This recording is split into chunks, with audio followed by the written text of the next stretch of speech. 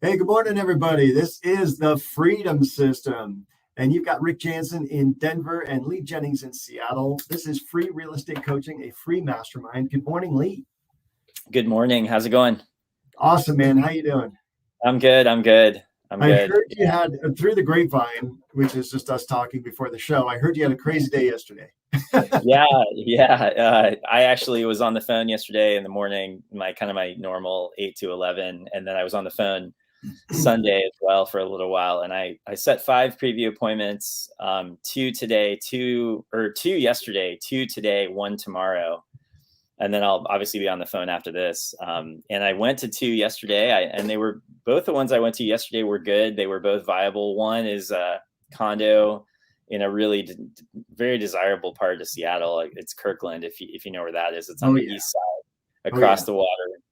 Very Tony fancy location. This is a 1 bedroom, but it has an incredible view of Lake Washington. And it's like a top floor 1 bedroom condo, older building, but really a nice property. And kind of hit it off with a seller. They moved out of state, and doesn't make sense for them to keep it. It's currently rented. The tenant's willing to be out in March, which is coming up obviously very quickly. And so had good rapport with him. There was some things I had to overcome. He doesn't really like EXP, which is kind of funny. He's been solicited by EXP agents a lot, and he has another home to sell here that I think he's doing something else with. But anyway, we talked for a while, and it's a great property. It's a good price point, and so anyway, I went on that one, and then I went on another one. I went and looked at a really large custom home in Bellevue, and a really nice part of Bellevue, very fancy. That one needs a lot of work. Like, they've done a lot of work to it. I think he's put like $1 million into it, but it needs a lot more to be a finished product. But I built rapport with the seller. I walked the property, got an idea of what needs to happen. I suggested that I could do a Facebook Live open house for him, because what he's looking for is a buyer who can come in and make the alterations and the changes, which I hear this a lot, and it's not usually a great strategy. But No, it's not. I agree. I had to coach my client on that on Sunday. The same thing. Yeah, and I mean, the house is really not showable right now. It's just got all kinds of problems and issues. And I mean, it's a great property and a great location, but the house itself, like, he's asking people to look past a lot, and he's also asking the buyer to make all these decisions, which is not realistic in my humble opinion. But I still built rapport with him. I still said I was willing to do a Facebook Live open. What I think that's going to turn into is he's not going to be ready to list it probably until at least March or April, at the earliest. And so it's just something where I'm going to have to touch him and keep up in contact, maybe do the Facebook Live open. I probably actually would get some traffic on that, just because of the location and the price. It's a huge build out, and it's a really beautiful custom home. It just, the interior is basically going to be gutted, and that's challenging. People aren't going to look past that. But So there are like already 3 or 4 things we can unpack for 2 hours, right? So one you talked about, hey, I was on the phone for 3 hours. The second is you had 5 previews. The third is building rapport. The fourth is Facebook Live open houses. All these things are going to be new to people, right? And so we've talked about some of them on some of our other shows. But kind of the questions that start coming up are, okay, who did you call? How did you call them? What did you say on the phone? When you called for 3 hours, how many people did you call? Did you have a robot dialer? Did you have a script you were reading? How did you handle your objections? Did you put them into a CRM? When you go on a preview, what do you say? What do you bring? Did you send a pre-listing package? Like, people don't realize, like, when you're building a business and you're getting skilled up in marketing and sales, lead generation is what we're talking about right now. So what are those things do you want to unpack today, Lee? So, I mean, the big one that I always have that I've had challenges with since I started, and I still have challenges with it. In fact, I talked to my coach yesterday morning, I was in the middle of my prospecting session, and I texted him. I was like, dude, I need to talk to you. And so he called me right away, which is great. And the biggest challenge, and I think the challenge that a lot of people face, especially when you're newer in the business, is who do I call? Like, who am I calling, and why am I calling them? I mean, you better know more than they do, because they're not going to lead you there. they're the consumer on some level. And so yesterday I was calling my lead types expired for sell by owner. All the previews I set, I think yesterday were those 2 lead types. I mean, there's a couple expireds, a couple for sell by owners. And were these, Lee, were there these new expireds, old expireds? Were they 6 month to a year old? Were you prospecting deep? Were you prospecting new? These were all newish. I had a backlog. Like I was involved. I was dealing with some personal things last week, and I wasn't, on the phone all week. And so, or part of the week. And so these are backlog that I had to get through, and they were newer, like probably new within 10 days. Okay. And then one other thing, I'm going to keep interrupting you because I'm going to dive into like the questions that might be in our viewers' head, right? Whether you're watching this live, whether you're listening on a podcast, hit subscribe, hit notify, get notified of our live shows, and invite friends to the Facebook group via the freedomsystem.live. But Lee, when you're calling, do you reach people on the first time? Do you call them 5 or 8, 12 times? How deep do you go? And then let's get back to your story. I go as many times as I can in that 3 hours. I do 2 90-minute call blocks. My first call block is my low-hanging fruit, which is expireds and FSBOs. And I'm going to go through a block of expireds and FSBOs in that time. And I'm going to call them repeatedly until they pick up. I mean, one of the ones I went on yesterday, this custom home, the bigger one. I mean, he's going to list that for like $2.5 million. That property, I called him Sunday and I was not able to reach him. I called him, I think 2 times on Sunday. I wasn't able to reach him. Do you leave a voicemail? I do sometimes. And so I use Mojo. Mojo does let me leave a voicemail, and I can preload a custom voicemail in there, or I can leave my own voicemail. That's really on a case by case basis. I don't always leave a voicemail. That's a judgment call. That's really up to you. Some people I know never leave one. Some people leave one every time. It's really up to you. It's easy to do. I mean, I can literally just hit a button. It just says drop message, and I just drop the message. And most of the time I don't get a call back. The good thing is if I do get a call back, I usually get a preview out of it. Yeah. If they bother to call me back, then I'm going to preview. But anyway, so I go through in that call block, I go through those leads as many times as I can. 5, 6, 7, 8 times if I need to go through those. And then, and then I'll always go deeper. I'll go into the older ones, and I mean, particularly with expireds, as people on this show probably would know, you obviously can't be calling actives. You have to research your data, make sure that you're not going behind the sign, all that type of thing. And so I'm doing that. I mean, I have to go through that process as well, but I'm very active. Like when I'm dialing, I mean, I'm looking at the properties, I'm looking at what, how it's been listed previously, if it has been, what the remarks are like, if it's sell by owner, what they're saying about their own property, all that kind of thing.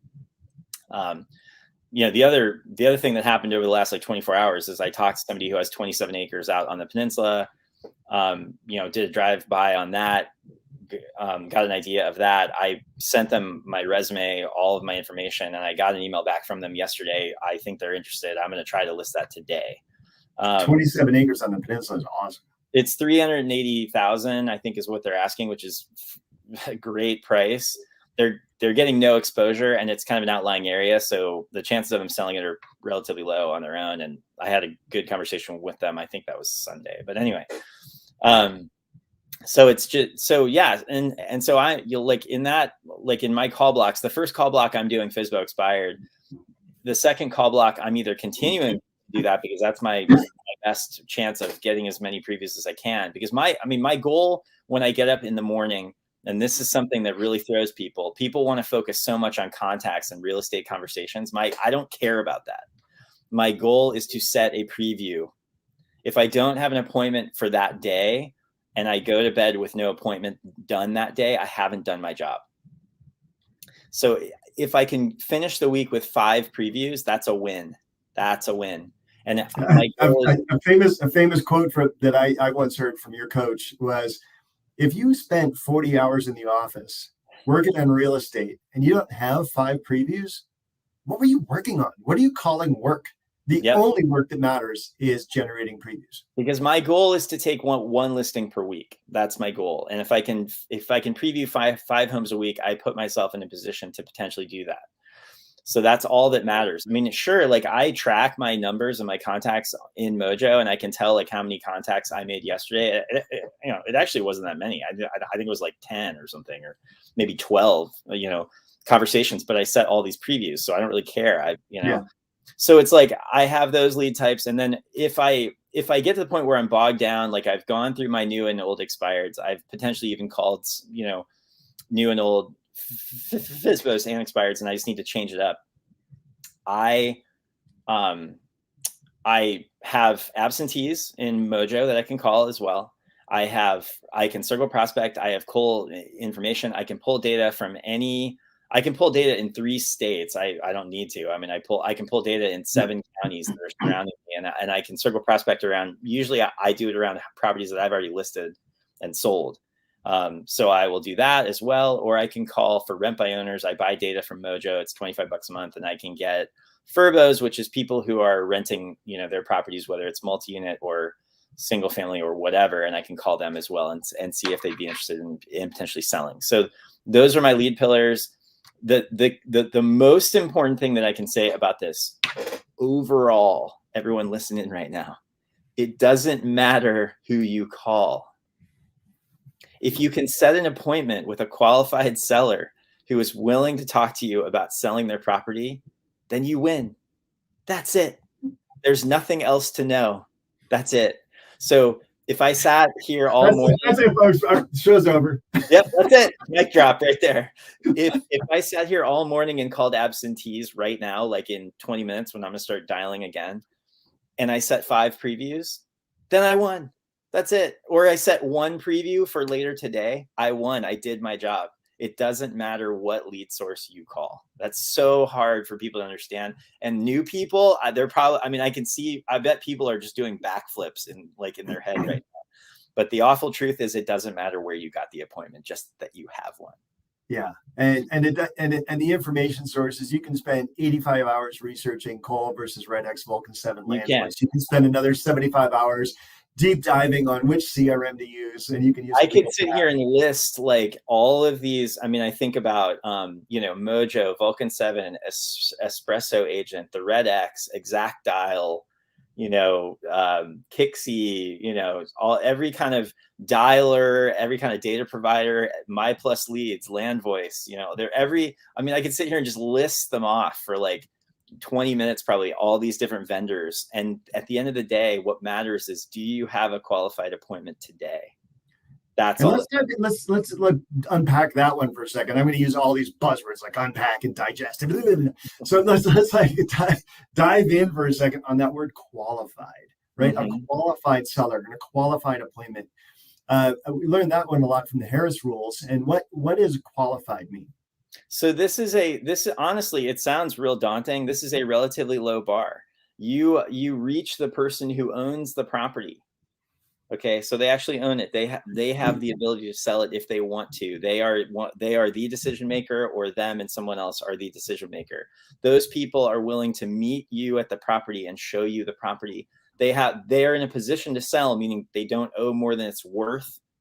It isn't in a distress type of a situation. There isn't like a bank involved who can kill the deal, or an attorney or whatever.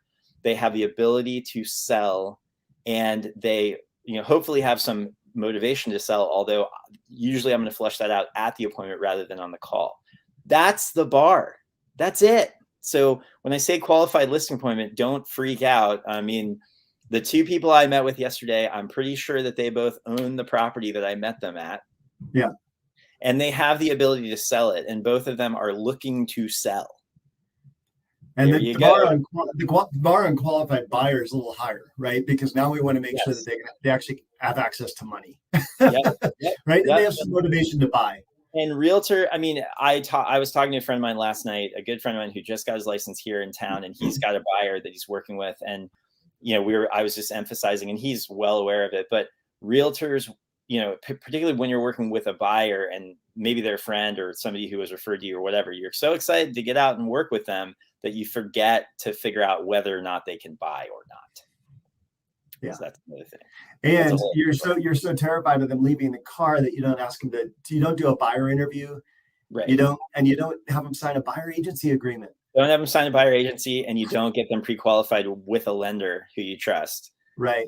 So here they come to you and they say, well, we've gone to Quicken and we think we're qualified, which, which took like 14 seconds. And then they say, oh, let's go tour. And you tour them for like 3 weeks, right? Mm-hmm. And you're emailing and you're texting and you're calling, but you haven't signed a buyer agency agreement. And guess what? You have to go on vacation with your spouse or your significant other. You're out of town one weekend. You come back and they're under contract. It happened to me. It happened to me. Right? Because you didn't sign a buyer agency agreement, folks. And so, we spent a lot of time talking about listings, but you can work for 30 weeks straight. You can tour 30 homes straight with a buyer and never get paid because they decide not to move to your state. I had a buyer under contract recently, and all of a sudden mom fell and broke her hip. They didn't move to the state, lost 21 grand. And like, that's can't do anything about that, right? I had them under contract. So even when you have them under contract, buyers aren't guaranteed to close. When you have a listing, eventually, if they're motivated, eventually you're going to close, right? Yeah. And when you control the listings, you control the market, you control the pace, you control the price, you control your income, and you list to last. I can't say it often enough. It's such a key difference. And, Rick, the thing I think about, this was probably 10 years ago or something, but I was working in Colorado. Yeah. I was licensed. I was living in Denver. And I was working a buyer in Fort Collins, and you know how far that is. Yeah. Showing them properties. They were primarily interested in new construction.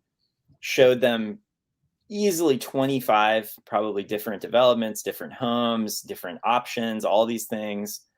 You're into this now for over 100 hours. Oh, easy. I mean, easy. It's a husband and wife, really nice people, or so I thought. They weren't willing to sign a buyer agency, as I recall. And something happened. It was like 48 hours went by, didn't hear from them, bought a property, out from under me, bought a property, just, and that will happen. That will happen. It's something that can easily happen as an agent. And I wasted all that time and I learned my lesson. Right. And folks, if you value your time conservatively, if you set your income goals for this year, you reverse engineer that, divide it by 52, say maybe you're going to work 45 weeks realistically because of holidays and vacations and everything else. And then you divide that by 40 hours and you try to get back to like $500 an hour or whatever it is that you want to earn. You reverse engineer it. You look at 100 hours times 500 and you didn't lock that crap down. Like, folks, that's a lot of money out the window, right? 100 hours times 500. You do the math, but you just lost a lot of money and you set yourself back. Now, in every given day, you're going to have some neutral time, right? Some admin time where you're checking on an appraisal or you're following up with a lender. I mean, you've got to have some of that basis and that admin time in your day. And you're eventually going to reach a point where you're going to delegate that. But on the outset, you still have to have that productive time and value that time. And if you're wasting that time, when I was an attorney, I used to think, I billed every 6 minutes of my day and what a waste. But when you put a value on your time, you use your time a little more efficiently, right? Well, and people, especially when they're newer in the business, they err so much on, I have to make sure I have enough admin time. Got to make sure I have, 6 hours of admin time every day, even though you don't even have any deals. And that's the trap people fall into because they feel overwhelmed because they're new and they don't know what they don't know. And then they err on the side of not having enough prospecting time. You have to protect your prospecting time with a vigilance that, it's the most important time of your day. And it should be a time when you're high energy. It can be different times of day. You can block it up. You can do 60 minutes here, 60 minutes there. You can do 3 hours straight. You can do 2 90-minute blocks, whatever it is. But when you're time blocking, and we're just going to dive into that for just one quick second. Start your week. If you're going to really resist this, start your week with the stuff you like to do. Say, hey, I'm going to have breakfast every morning with my family and dinner every morning with my family, and calendar that out every 15 minutes of your day. Spreadsheet it out. Say, I'm going to take that time. Then you say, you know what? I've got to buy groceries this week. So block out an hour and a half for that. And then hey, I want to go work out. So block out that time, right? And I want to learn something. So block out that time. And I want to go ski. Block out that time. And when you block out your life, your lifestyle, how you want to live, what's going to make you happy and feel like you have all the time in the world for what you want to do. Look at the rest of your week and you've got 40 hours there.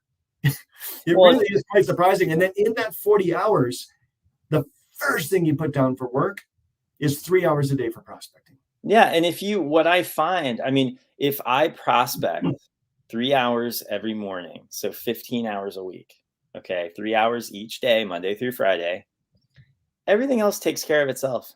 Magically, all of a sudden, somehow my world, everything else that I'm worried about, oh God, what if this happened? No, it takes care of itself.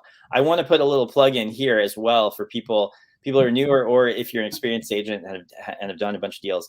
EXP is offering, our brokerage is offering transaction coordination services now. I just brought them on. I was using a buddy of mine in that role up until recently, and now I'm using EXP's TC. It is like amazing. I mean, I brought this person on. They are essentially running my business. After my files go pending, I'm not touching them, and they're making sure that I'm in compliance and they're getting them closed. It's $250 per transaction side and worth its weight in gold. So take the brain damage out of it, focus on what you're good at, which is getting on the phone or talking to people and having real estate conversations. Let the people that want to do that stuff do it. Well, and that's going to ensure a better transaction, right? It's going to ensure a smooth transaction. HOA docs get ordered, title gets ordered, water, sewer get transferred, all that stuff, right? And if you figure maybe like, let's say 10 hours a file between going under contract and closing, times $500, which is how you should value your time, that's $5,000 you just earned by investing $250. Yeah. And that trade-off, folks, only makes sense if you're actually doing dollar-producing activities during the time you block out, right? So if you hire someone to mow your lawn for $25, if you're just watching TV, you just threw $25 out the window. But if you hire someone to mow your lawn for $25, you spend that hour investing in your business by selling, lead generating, not coming up with your avatar and stuff like that. But it was something you maybe have to do and will do, and we'll go into that in a different show. But if you're actually prospecting, your prospecting time is almost worth $2,000 an hour, right? Like if we boil that $1 million GCI goal down, we divide that by 52 and then divide it by 3, right? For 3 hours a day, boil it down to 15 hours a week, whatever. Like if we really go brass tacks, the dollar producing activities in your day are those 3 hours. Mm-hmm. And Lee, I want to do the math on that on a different show. But I mean, I imagine that's going to be like $2,500 an hour, right? Yep. Like your prospecting time. And like you said, well, but you don't understand. They want to do a listing appointment now during my prospecting time. Nope. You're not available. Because guess what? When you called the dentist, when you called the lawyer and said, can I get in at 8 o'clock tomorrow morning? They said, nope, we're booked for 3 weeks. Mm-hmm. This happened to me yesterday. You're professionals that bill at $1,000 an hour, folks. In fact, you have to treat your business the same way. The listing I took yesterday, the guy was like, are you sure you can't just meet in the morning? Can't you just come by at 10? I'll be there, and nope, not happening. Not happening. You have to learn to say no. And that's on a $2.5 million listing, right?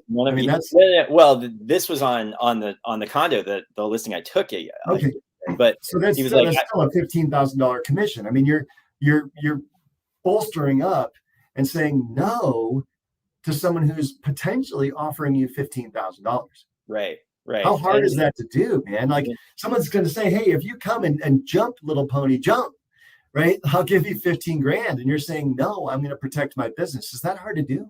It's super hard to do. In the words of Brandon Mulrennan, one of my coaches, if you want to be a top listing agent, you have to have monk-like discipline. And that's part of having monk-like discipline is saying no. You have to learn to say no. You have to run your business. Otherwise, someone else will run it for you.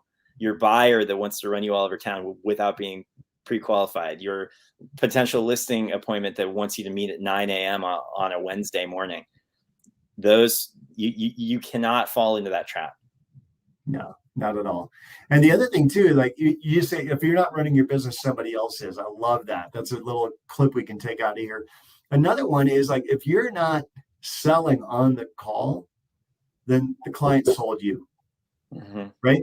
And here you are. I mean, at EXP, we have access to over 60 hours a week of live training from top producing agents. You have access to us on this show. You have access in the Libertas group, which we're a part of, to Tim and Julie Harris and Sean Kokoska and other top coaches around the world, like Orlando Montiel.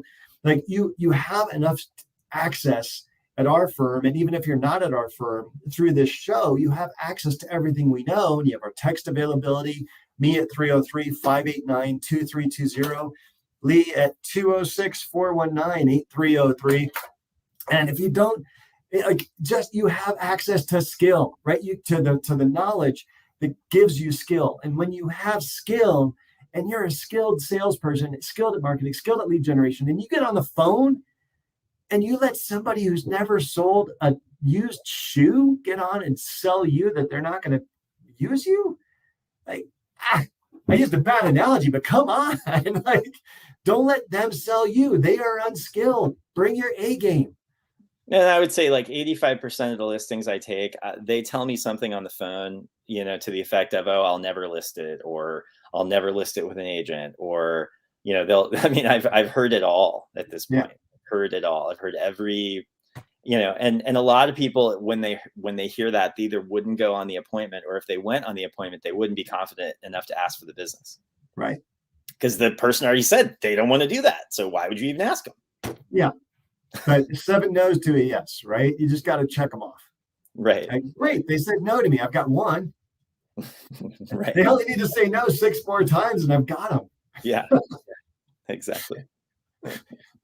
like a no is a step forward, folks, right? Like if you're in the right mindset, if you're bringing your A+ game, they say no, you're like, that's awesome.